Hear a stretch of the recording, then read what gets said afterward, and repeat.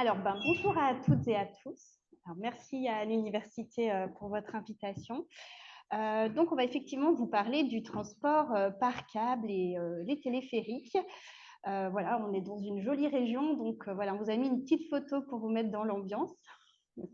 Voilà, donc pour commencer, le transport par câble, il est intervenu, il s'est développé pendant la période de la révolution industrielle, donc la deuxième moitié du 19e siècle. Et puis, ce qui nous intéresse plus particulièrement, il a connu un fort développement au XXe siècle dans le secteur de la montagne, donc à des fins touristiques, comme vous le savez. Plus particulièrement, au niveau du transport par câble, on va vous parler, avec le professeur Kezel Ambrunaz, à la fois de la partie remontée mécanique, donc qu'on connaît bien ici, et puis on va faire un petit développement sur le transport par câble qui s'est développé dans le domaine urbain. Alors, depuis pas si longtemps en France, puisqu'en France, c'est seulement depuis 2016, donc dans la jolie ville de Brest, qu'ils ont développé du transport urbain. Voilà, mais donc c'est quelque chose qui est en plein essor. Donc, on va aborder les deux sujets. Par rapport à la loi Badinter, qui est quand même le sujet principal aujourd'hui, effectivement, les remontées mécaniques ne sont pas du tout soumises au champ d'application de la loi Badinter. Donc, c'est ce qu'on va voir. Donc, il y a un régime pas spécifique, mais en fait un régime de droit commun, voilà, qu'on va développer un petit peu plus après. À alors, les seules exceptions, je vous en reparlerai juste un petit peu après. Donc, juste pour faire bien délimiter le sujet, là, moi, je vais vous parler donc des remontées mécaniques. Alors, les domaines skiables, ce ne sont pas que les remontées mécaniques, il y a forcément les pistes de ski. Là, le sujet va être vraiment sur le transport. Donc, je vais vous parler que de la montée, que des remontées mécaniques. Et donc, à ce niveau-là, la loi Badinter ne s'applique pas. Un accident sur une remontée mécanique n'est pas soumis à la loi Badinter. Par contre, il peut y avoir des cas d'accident sur le domaine skiable. Alors forcément, vous allez y penser. Il peut y avoir des collisions avec une motoneige, avec une dameuse. Malheureusement, c'est souvent des accidents dramatiques. Et ceux-là, la jurisprudence s'est déjà prononcée à plusieurs reprises et elle les soumet actuellement à la loi Badinter. Voilà, donc je voulais quand même faire cette précision. Voilà, les cas d'exception. Merci beaucoup. C'est déjà une introduction qui nous donne envie d'aller skier. Voilà. Il y a de la neige fraîche. C'était le but. Il fait beau. Et donc, essayons de nous intéresser un petit peu à cette réglementation du transport par câble. Alors, on ne s'est pas concerté entre les intervenants, mais moi aussi, je vais vous dire, il y a du droit européen. Et moi aussi, je vais vous dire, un peu comme les engins de déplacement personnel ou comme les drones, ce que je vous propose, c'est qu'on ne rentre pas dans les détails. On n'est peut-être pas obligé de vraiment se demander exactement ce qu'est un funiculaire ou autre installation dont les véhicules sont portés par des roues ou d'autres dispositifs de sustentation et déplacés par plusieurs câbles. Je ne suis pas sûr que ce soit absolument fondamental de faire la distinction entre les télébennes et les télécabines à partir du moment où ils ont exactement le même régime juridique. Et donc, je vous propose que l'on se dispense de tout ça. Il faut malgré tout que l'on arrive à cerner les choses, puisque vous voyez, nous avons une directive qui a été remplacée par un règlement européen et qui parle des installations par câble, qui à chaque fois envisage les téléskis, ce que l'on va appeler les téléphériques et les funiculaires, mais qui va exclure expressément un certain nombre d'autres choses, comme les installations historiques, culturelles ou qui font partie du patrimoine. Donc on pourrait dire, j'imagine, désolé, je vais faire couleur locale, mais que le funiculaire du Touvet, non, c'est patrimonial, à contrario de ce que l'on trouve en station. On exclut les ascenseurs. Pourtant, c'est du transport par câble, les ascenseurs, jusqu'à preuve du contraire. Mais je pense qu'il y a un certain nombre de cas limites qui ne sont pas évidents. Pour ceux qui, par exemple, ont besoin d'aller prendre de l'eau chaude à Saint-Gervais, il y a désormais un espèce d'ascenseur funiculaire qui fonctionne aux eaux usées. On le remplit d'eau d'égout au sommet et quand il est en bas, il se vide et puis après, ça remonte avec un peu de poids. C'est une bonne idée d'un point de vue écologique, à condition que chacun ait suffisamment d'eau usée. C'est un ascenseur ou c'est un funiculaire? Franchement, quand on voit la tête de l'engin, j'imagine que la seule réponse va être de dire s'il a suivi la procédure prévue par le droit européen, c'est qu'il est concerné par le droit européen. Mais avec connaissance, il n'y a pas de contentieux. Toujours est-il que dans ce texte européen, et donc on va pouvoir s'en extraire, on ne nous parle pas de responsabilité. Les seules questions, ce sont des questions d'homologation des dispositifs eux-mêmes, des sous-dispositifs, des autorités qui peuvent être notifiées et qui ont la capacité de donner. Donc on ne parle pas de responsabilité. Et d'ailleurs, alors restez quand même, s'il vous plaît, mais il y a peu d'accidents par le transport par câble, même quand on intègre les téléskis et les télésièges dans leur phase d'embarquement ou de débarquement. Voilà les chiffres les plus récents que j'ai trouvés. Depuis 2014, pas de mort. Et les blessés, on est sur une idée, alors là c'est exprimé en 100 millions de passages, on peut transformer en milliards de passages. Les blessés, et on ne retient encore que les graves, hein, vous éclipsez l'épaule sur le téléski, vous n'avez peut-être pas dans le tableau, 49,5 victimes par milliard de passages. La route, c'est 276 blessés par milliard de kilomètres personnes.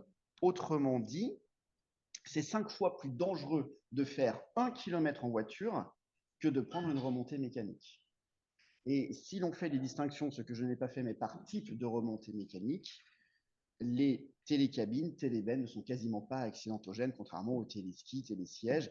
Et je ne sais pas si c'est un hasard, mais il n'y a quasiment que des accidents du travail quand on remonte un peu dans l'histoire, plus que des accidents de personnes véritablement transportées.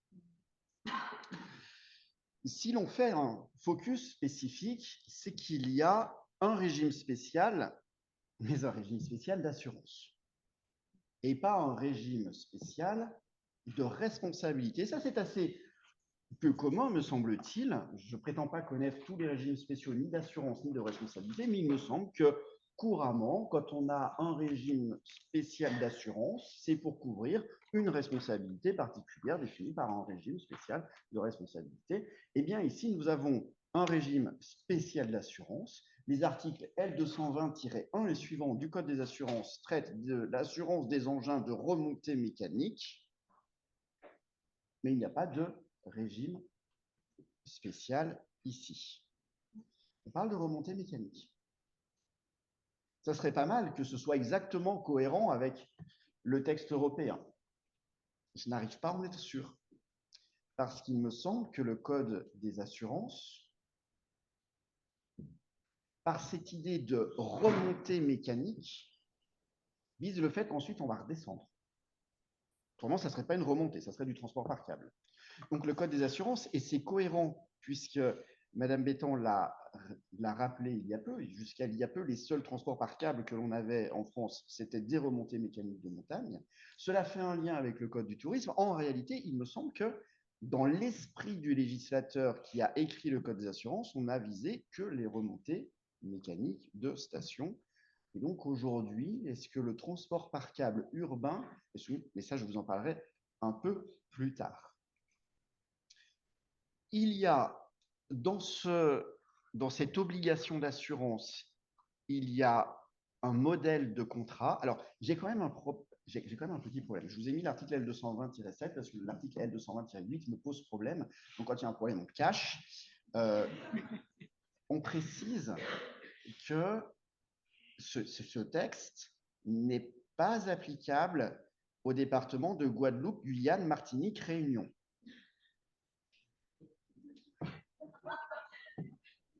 Qui ne sont pas réputés pour leur station de ski, mais qui ont des remontées mécaniques, notamment qui ont du transport par câble, notamment à La Réunion.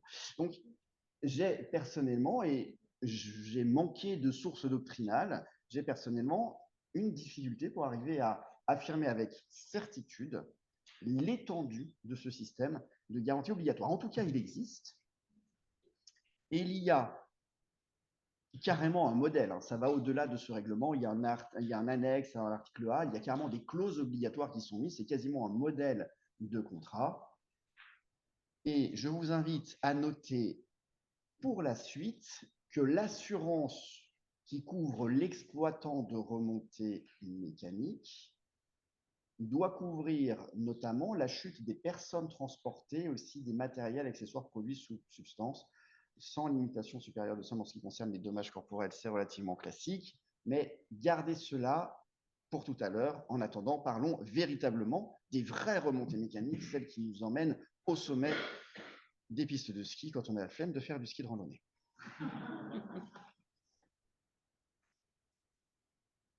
Voilà, donc comme je vous le disais, ouais, celui-là, c'est peut-être mieux. Ouais.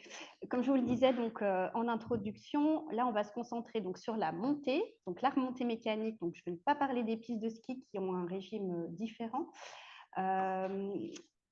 Ce qui est important de savoir, c'est qu'au niveau des remontées mécaniques, on est soumis à plusieurs réglementations. Alors bien sûr, on pense à la loi montagne, hein, qui est aussi de 1985. Et puis, c'est dans cette loi montagne notamment qu'on va retrouver les différents modes de gestion des remontées mécaniques, parce qu'on n'a pas qu'un seul. Donc, il y a différentes possibilités. Vous partez d'un domaine skiable, par définition, il se trouve sur le territoire d'une commune. Ça va être le cas partout. Ensuite, la commune, elle va décider soit de gérer directement l'exploitation des remontées mécaniques, donc celle qui va les exploiter et donc en prendre la responsabilité, mais elle peut aussi décider d'en confier l'exploitation à un tiers, notamment à une société privée. Et ce qui est intéressant de savoir, c'est que la remontée mécanique, c'est considéré comme un service public en France. C'est un service public de transport. Donc ça veut dire quoi? Ça veut dire que si la commune décide de confier à une société privée, comme par exemple celle dans laquelle j'ai travaillé pendant plus de 15 ans, donc la Compagnie des Alpes, pour ne pas la citer, ça va se faire par un contrat de délégation de service public. Voilà, donc c'est important de savoir que les remontées mécaniques, c'est un petit peu un mélange quand on travaille dans ce domaine de droit public et de droit privé. Et notamment, donc on relève du ministère des Transports et on a une réglementation qui est très spécifique en termes de contrôle des appareils, de maintenance. Tout ça est très encadré et contrôlé notamment par un organisme qui s'appelle le STRMTG, Service technique des remontées mécaniques et des transports guidés. D'ailleurs, ça va au-delà des remontées mécaniques, maintenant son périmètre. Alors, ça doit être un service public de transport. Si vous êtes usager et que vous avez un accident sur une remontée mécanique, ce qui est intéressant à la jurisprudence, ça fait longtemps qu'elle s'est prononcée là-dessus, vous allez parler devant le tribunal administratif, la compétence est celle du juge judiciaire. Donc, un usager qui a un accident sur une remontée mécanique, que l'exploitant soit une commune ou une société de droit privé, la compétence sera celle des juridictions privées, judiciaires. Et en l'occurrence, là, c'est un service public industriel et commercial. Donc, au niveau des assurances, c'est effectivement celle de l'entité exploitante, donc l'assurance responsabilité civile, soit de la société de droit privé, soit de la commune, qui va pouvoir jouer. On a une jurisprudence intéressante là qu'on vous a mis. Alors, c'est un cas particulier aussi, mais c'est très intéressant. Vous pouvez très bien être venu en vacances au ski en ayant réservé votre séjour auprès d'un hébergeur qui va vous proposer un tout compris, comme ça se fait très couramment. Là, en l'occurrence, dans cette décision, c'était un skieur qui était venu, qui avait pris son séjour auprès du Club Med. Voilà. Et qui, comme souvent, quand vous achetez votre qu'on appelle un forfait touristique, hein, au sens du Code du tourisme, vous avez non seulement acheté l'hébergement, mais vous avez aussi acheté votre forfait de ski, tout ça dans un package, et également le cours de ski. Donc, ce monsieur avait pris ce package. Malheureusement, il s'est blessé pendant son cours de ski, qui était organisé par l'école de ski français. Et bien, pour se faire indemniser, le plus simple pour lui, c'était effectivement de se retourner, non pas contre l'exploitant de remontée mécanique ou directement contre l'école de ski, mais contre le Club Med, puisque le Club Med est tenu en tant que vendeur de forfait touristique d'une responsabilité de plein droit. Donc, c'est un régime de responsabilité qui est très intéressant et qui est défini par l'article L211-17 du Code du tourisme. Voilà. Et ça a été confirmé, par exemple, dans cette jurisprudence de la Cour d'appel de Paris, qui est récente, hein, puisqu'elle a à peu près 1 an. Voilà. Donc, c'était une petite parenthèse, mais voilà, sachez qu'il y a aussi cette possibilité-là. Donc, pourquoi transport? Qu'est-ce qui caractérise le contrat de transport dans les remontées mécaniques? Tout simplement, quand vous achetez le forfait de ski, c'est votre titre de transport. Donc, en vertu de ce contrat de transport, l'exploitant de remontée mécanique, il est tenu d'une obligation de sécurité. On est bien d'accord.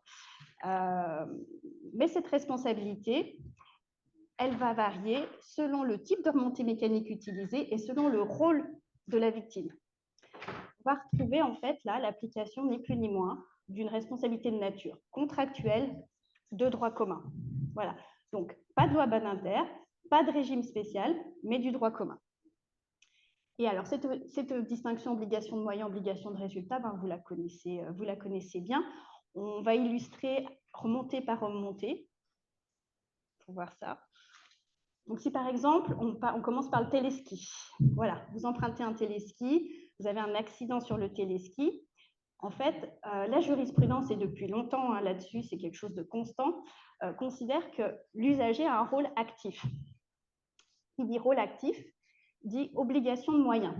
Ça veut donc dire que la personne, la victime, va devoir apporter la preuve d'une faute de l'exploitant si elle veut pouvoir engager sa responsabilité. Donc là, en l'occurrence, on vous a mis une jurisprudence. Pour le coup, la demande de la victime avait été rejetée parce que, en raison de sa participation active pendant l'utilisation du téléski, il devait rapporter la preuve d'une faute de l'exploitant, et ce qu'il n'avait pas réussi à démontrer ici. Aucune anomalie, notamment dans le matériel, n'avait été mise en évidence. Voilà. Ça, c'est le téléski. Le télésiège, il faut distinguer 3 phases. Alors, vous avez effectivement la phase d'embarquement, où là, vous avez encore un rôle actif, donc obligation de moyens pour l'exploitant. Une fois que vous avez embarqué, là, par contre, vous êtes en ligne et totalement dépendant, donc il y a un rôle passif de l'usager, et c'est pour ça que dans ces cas-là, et notamment les cas de chute en ligne, eh bien, l'exploitant de remontée mécanique est tenu d'une obligation de résultat, ce qui veut dire qu'il est présumé responsable, et que pour arriver à s'exonérer de sa responsabilité, c'est quand même excessivement rare. Et ensuite, vous arrivez à la phase de débarquement, où là, on retombe sur le rôle actif de la victime, donc obligation de moyens de l'exploitant. Alors, il y a quand même quelques jurisprudences dans ce domaine-là. Alors, la première, là, celle de la phase d'embarquement, là, c'était simplement pour vous montrer que la faute de la victime peut aussi contribuer à réduire son droit à indemnisation. C'est ce qui s'était passé ici, c'est-à-dire que là, la jeune fille avait embarqué, mais difficilement, elle s'était mal positionnée sur le siège. Donc, d'un côté, elle avait contribué à son propre dommage, mais de l'autre, l'exploitant avait tardé à réagir dans le sens où il n'avait pas arrêté suffisamment rapidement l'appareil. Donc, il y a eu un partage de responsabilité à 50-50, là, pour le coup. C'était pour vous donner cette illustration-là. Ensuite, au niveau d'un accident en ligne, alors ça, malheureusement, ça concerne souvent les enfants. C'est ce qui s'était passé ici. Alors là, c'était pour illustrer, pour vous montrer que non seulement l'exploitant de remontée mécanique, du fait de son obligation de résultat, avait vu sa responsabilité engagée, mais c'était aussi un enfant qui était dans le cadre d'un cours de ski. Donc, il y avait eu à la fois recherche de responsabilité de l'exploitant de la remontée mécanique, mais aussi de la monitrice. Parce qu'en plus de ça, on va voir juste après, mais il y a des règles spécifiques pour le transport des enfants. Et notamment d'accompagnement obligatoire par un adulte pour les enfants qui mesurent moins d'1,25 m. Et alors, pour illustrer la phase de débarquement, alors là, pareil, on en revient à l'obligation de moyens, donc à la victime de rapporter la preuve d'une faute. L'arrêt qu'on vous a mis de la Cour d'appel de Grenoble, là, de novembre 2022, alors ce qui était intéressant, c'est qu'en fait, on avait 2 versions contradictoires. Donc, on avait la dame qui avait été victime de la chute au débarquement, qui était à côté de son mari. Donc, son mari avait donné un témoignage totalement différent du témoignage de la personne qui travaillait, qui était au sommet de la remontée mécanique. Donc, 2 témoignages qui finalement s'auto-annulaient. Et dans ce dossier, en fait, la victime n'arrivait pas à rapporter la preuve de ce qu'elle invoquait. Notamment, elle disait que le passage était trop étroit, qu'il y avait quelqu'un qui l'avait gênée.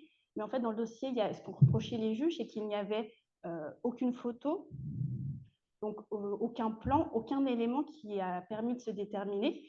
Et du coup, la victime a été complètement déboutée de sa demande. Donc, d'où l'importance en pratique vraiment d'avoir le réflexe au moment de l'accident, de s'entourer de témoins et de prendre des photos et, voilà, et de constituer un vrai dossier. Sinon, voilà, rejet de la demande. Alors, je reviens juste aux enfants. Donc, les enfants, donc ça fait déjà plusieurs années qu'il y a des règles spécifiques au niveau notamment des télésièges. Donc, le petit panneau, là, vous devez le connaître hein, si vous utilisez, si vous êtes allé un petit peu skier. Voilà, en dessous d'1,25 m, les enfants doivent être obligatoirement accompagnés. Quand ils sont en cours de ski, ben, les moniteurs ou monitrices doivent notamment s'assurer que la personne qui va l'accompagner ne s'y oppose pas. Voilà. Et donc, la double responsabilité dont je vous ai parlé tout à l'heure, qu'on retrouve dans cet arrêt de 2004 entre l'exploitant et l'encadrant. Et une dernière petite illustration au niveau des piétons qui peuvent aussi emprunter les remontées mécaniques. Forcément, ils sont encore plus vulnérables que les skieurs de par leur situation. Donc la jurisprudence, pour le coup, est en faveur d'une obligation de sécurité de résultat. Donc cette fois-ci, sur les 3 phases. Voilà. Donc aussi bien à l'embarquement en ligne qu'au débarquement. Voilà. Et pour finir, donc on a parlé des téléskis, des télésièges. Et ben, les télécabines et téléphériques, hein, c'est la même logique, c'est-à-dire que pendant le transport dit vraiment en ligne, on est toujours soumis à une obligation de résultat. Je pense que vous vous souvenez tous de cet accident dramatique qu'il y avait eu. Alors, ça fait maintenant quelques années, mais c'était sur la télécabine de Plan-Prat, donc au niveau de Chamonix. C'était quatre jeunes hommes qui avaient chahuté, qui étaient un petit peu éméchés, on va dire, en rentrant du ski. Et malheureusement, en chahutant dans la télécabine, il y en a un qui est tombé, donc qui est passé à travers le vitrage de la télécabine et forcément qui est mort. Donc là, on est effectivement dans une... Et c'est d'ailleurs depuis cet accident qu'il y a eu des nouvelles préconisations et que vous voyez quand vous rentrez dans une télécabine, les fameux autocollants qui vous disent de ne pas vous appuyer sur les vitres parce que à cette époque-là, il y avait à la fois une faute de la victime, mais il y avait eu aussi un défaut qui avait été relevé au niveau des joints de ces vitrages. Donc, il y avait un besoin de renforcer l'information des clients, de ne pas s'appuyer.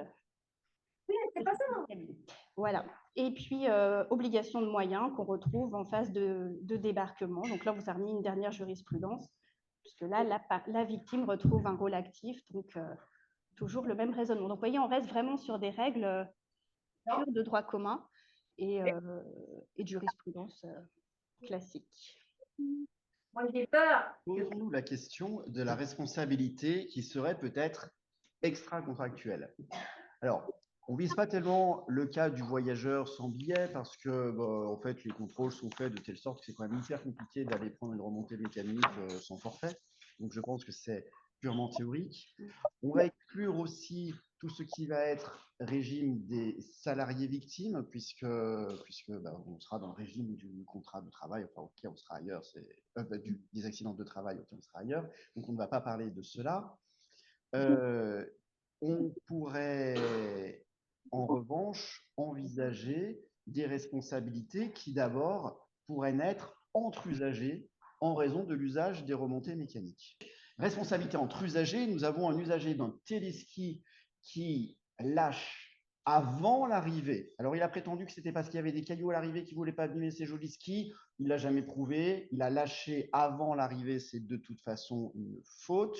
Peu important qu'elle soit courante, nous dit la Cour d'appel de Versailles, il a commis une faute et cette faute a eu pour conséquence que sa perche a fait dérailler le câble, s'est coincé entre la roue et le pylône et l'usager suivant, parce que le câble malgré tout avancé, l'usager suivant s'est pris la perche et donc a été blessé. Eh bien, il y a ici une responsabilité extra-contractuelle pour faute absolument classique du premier usager. Pour ce qui est d'éventuels tiers au contrat de transport, on pourrait évidemment envisager la faute, peut-être la responsabilité du fait des choses, pourquoi pas la responsabilité du fait défectueux pour rechercher la responsabilité du producteur, si jamais un siège, une cabine, quelque chose venait à chuter sur quelqu'un qui est en dessous. Ça n'arrive pas. Non, ça n'arrive pas. Ça n'arrive pas, c'est parfait. Mais en revanche, si les skis tombent, vous savez, enfin, ceux qui sont de la région, ils savent, vous achetez des nouveaux skis, il faut les régler, il y a des tableaux, le poids, la taille de la chaussure, un homme, une femme, le niveau de ski, et vous vous dites, si je serre trop fort, je me fais un genou à la première chute, si je serre pas assez fort, je vais être sur le télésiège, ça va tomber. C'est le stress. Mais si mes skis tombent du télésiège, responsabilité du fait des choses, sur le rôle actif de la chose, aucun problème, on les aura, le mouvement, etc. Mais sur la garde, ils sont à mes pieds. J'en suis probablement gardien. Oui, en même temps, j'en ai pas vraiment d'usage, si vous voulez, parce que les skis, ils me servent à skier. Sur le télésiège, je skie pas. Je ne sais pas si j'en ai vraiment le contrôle, la direction, si jamais il y a des vibrations. Et je me demande, en fait, si ce ne sont pas des objets qui sont transportés avec moi-même. Et donc, ils seraient sous la garde du transporteur. Enfin, ce seraient des objets transportés. Et ça tomberait pas si mal, parce que dans l'obligation d'assurance, dans les garanties obligatoires, vous vous souvenez ce que je vous ai mis en introduction, eh bien, il y a l'assurance pour les dommages causés par les objets qui sont transportés au moyen d'une remontée mécanique. Donc, si on retient la responsabilité de l'exploitant de remontée mécanique, il est de toute façon assuré pour ça. Ouais. Sauf qu'apparemment, ce n'est pas si simple. Parce que même pour la télécabine, alors là, la photo de la télécabine, c'est la vraie télécabine de la CETAS. Oups, il y a un truc qui ne marche plus. Ça va revenir. C'est la vraie télécabine de la CETAS, mais je crois que en l'an 2000, quand l'accident est arrivé, ils avaient fait quelques modernisations malgré tout, mais ça vous permet de voir comment c'était à l'époque.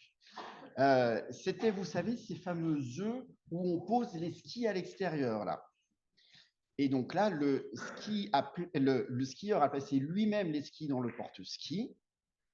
Et un peu après le départ, les skis sont tombés et ont blessé un autre skieur qui s'apprêtait à monter dans la télécabine. Et donc qui était en dessous, qui n'était pas en phase d'exécution du contrat de transport. Donc on n'était pas dans une responsabilité contractuelle, parce que même s'il avait un ticket, on n'était pas au cours de l'exécution de l'obligation de transport. Eh bien, le TGI de Thonon-les-Bains a retenu que c'était le skieur qui avait lui-même la garde parce qu'il avait placé les skis lui-même dans le porte-ski et donc il en aurait conservé la maîtrise et la garde. Vous justifieriez mieux les étudiants si vous aviez à justifier une garde, parce que justifier la garde par conserver la garde, en fait, ça ne va pas vous faire point, hein, on est bien d'accord. Mais bon, là, comme c'est les juges, écoutez, que voulez-vous que je vous dise? On vous pardonne. Pardon? On vous pardonne. Mais non, je pardonne. Enfin. Aux étudiants, j'entends. Ah non, je pardonne rien aux étudiants. Non, parce que s'ils prennent modèle sur les juges qui font n'importe quoi, ils seront jamais meilleurs que les juges qui font n'importe quoi. Et donc, à un moment, il faut, pour avoir de bonnes décisions, il faut aussi qu'il y ait de bons avocats qui donnent de bons arguments aux juges. Et ben, là, je ne sais pas ce qu'il en a été. On n'a pas accès aux écritures. Je reviens, on quitte les montagnes et on vient sur le transport urbain par câble, qui fait fantasmer absolument toutes les personnes qui montent à pied sur ce campus et qui se disent un petit téléphérique là, qu'est-ce que ça serait bien.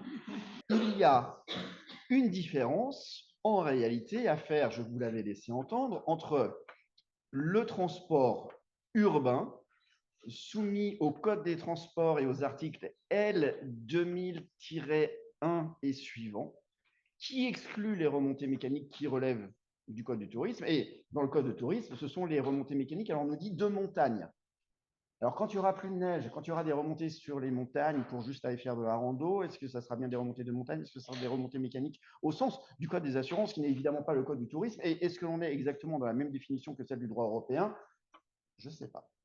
Je ne sais pas. Ce qui est certain, c'est qu'il y a aujourd'hui en France un essor du transport urbain par câble. Il avait été freiné par des questions de droit des biens parce qu'il fallait exproprier tout le monde sous la ligne et que désormais on a dit bah non, il suffit d'imposer une servitude de survol pour que les gens qui se fassent survoler, bien écoutez, ils n'ont plus rien à dire. Donc vous avez dans le désordre le Papang de la Réunion. Je crois que c'était le premier en France, hein. Je crois que c'était le premier historiquement. 2,7 km, 6 stations, 6000 passagers par jour, Brest. Il y aura bientôt, il y a peut-être déjà le câble C1 à Paris aussi, hein, qui va être connecté à Villeneuve-Saint-Georges, Créteil-Pointe-du-Lac, etc. On le voit déjà sur le bord de la ligne TGV. Il y en a un à Toulouse qui fonctionne, me semble-t-il, pour aller à l'université. Il y en a en projet en Corse. Enfin, voilà, nous avons du transport par câble urbain qui semble pertinent à chaque fois qu'il s'agit de franchir un obstacle, que cet obstacle soit naturel, un fleuve, un estuaire, une embouchure, ou que ce soit un obstacle artificiel, une grande rocade, un périphérique. Le transport urbain fait du sens. Quel est le régime? S'il y a des dommages causés en mode extra-contractuel, eh bien, a priori, l'ouvrage public. Autrement, on sera certainement dans l'idée d'un usager de services de transport public, mais je vous avoue que je n'ai pas trouvé plus. Et si vous avez des informations, je suis tout à fait preneur dans la discussion et je vous remercie pour votre attention.